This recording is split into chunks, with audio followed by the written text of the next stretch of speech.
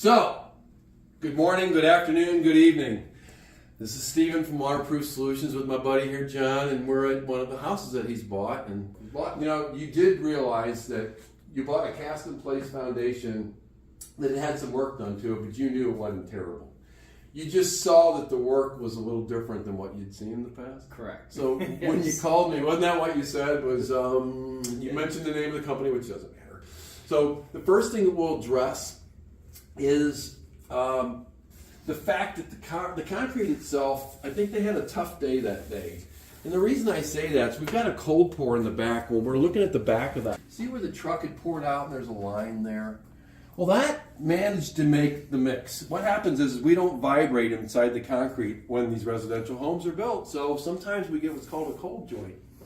The concrete footing, then the concrete wall, then the concrete floor. I mean, our basements are basically built out of cold joints. I mean, we build swimming pools tighter than that. So it's real important that we make sure that any water collected that hits the roof or around the house is sent away from the house, and we seal anything that feeds the rebar. So what happens is this is carbon fiber. Now, it's not on there very well. Whatever, and you don't want to get this in your skin because I'm telling you it's forever pushing back out, but they've left the epoxy skin on, and let me show you over here where the injection was done. So carbon fiber gives tensile strength back to concrete. So concrete has a tensile strength of 10%. So if you have 4,000 pound compressive concrete, 10% breaks it this way. So 48 gallons, 400 pounds breaks 4,000 pounds. So we have to be very careful with it. And when it wants to go through the metal tabs that go through the walls, they'll feed the rebar. And that's what's happened here.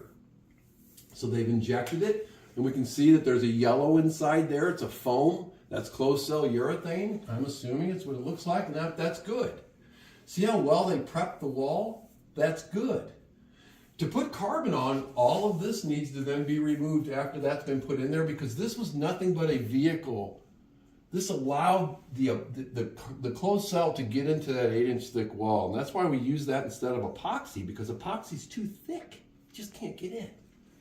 So when that's stripped and then the carbon's put on, you have something that's bulletproof. Now, the elephant in the room is our bracing.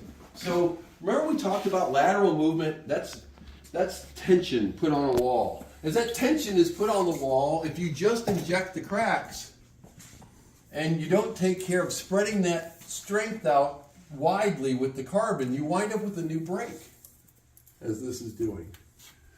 So this C-channel is an incorrect soldier beam. A correct soldier beam has a footing underneath it. You cut the footing, it sits in a pier leg, and is attached to 3 floor joists.